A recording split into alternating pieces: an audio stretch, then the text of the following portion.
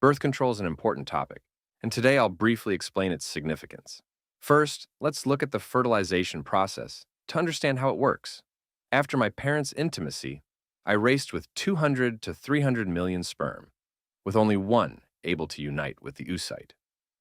The 15 to 18 centimeter journey from the cervix to the fallopian tube was a huge challenge for my 0.05 millimeter size, like swimming 3,000 kilometers. Obstacles like pH levels, cervical mucus, immune cells, and acid flows eliminated many of my comrades. Most sperm are eliminated, the slow ones give up, and the lost ones never reach the goal. The destination splits, but the oocyte waits on only one side of the fallopian tube. However, I don't have much time. Under ideal conditions, I can survive up to 5 days in my mother's body. But most of my comrades won't last 24 to 48 hours due to the harsh environment. After a fierce struggle, only 100 sperm remained, competing to reach the egg. I broke through the shell and the membrane hardened, blocking others.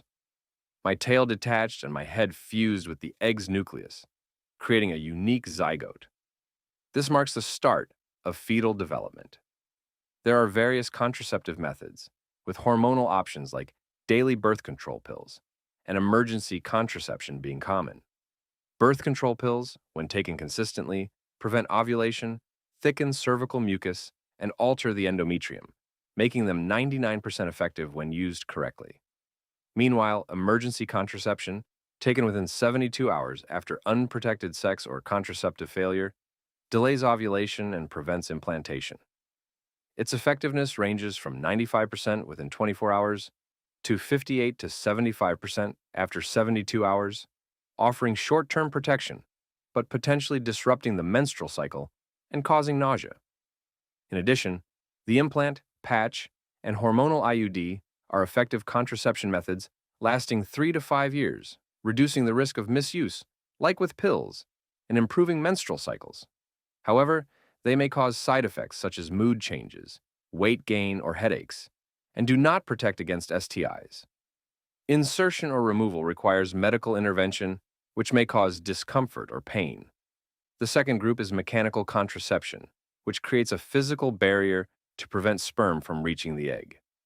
These methods include condoms, vaginal diaphragms, and non-hormonal IUDs. Condoms are an effective way to prevent unwanted pregnancies and sexually transmitted infections. Nowadays, there are condoms for both men and women, but some types with fragrances may cause allergies. If not chosen or used correctly, condoms can break or slip off, leading to unintended pregnancies. Alternatively, a vaginal diaphragm, made of silicone or rubber, covers the cervix to block sperm and is often used with spermicide for added effectiveness. Additionally, the copper IUD, placed in the uterus, releases copper ions to deactivate sperm and prevent fertilization, offering 5 to 10 years of long-term contraception without daily methods. The next group of methods is natural contraceptive methods. One common method is tracking ovulation days, based on monitoring the menstrual cycle to avoid intercourse on days when conception is most likely. The unsafe period is from day 10 to 20 of a 28-day cycle, when fertilization can occur. The safe period is from day 1 to 9, and from day 20 to just before the next period, with a low pregnancy risk. This method is most effective with regular cycles and app use, but its effectiveness is around 75% due to hormone fluctuations affecting ovulation. The withdrawal method, where the penis is pulled out before ejaculation, can be used, but it is not fully effective and still carries a risk of pregnancy. Since there is a small amount of sperm in the pre-ejaculate, the effectiveness of this method is around 60 to 70%. The lactational amenorrhea method can naturally prevent ovulation in the first 6 months, with 98% effectiveness when exclusively breastfeeding and no menstrual cycle after childbirth.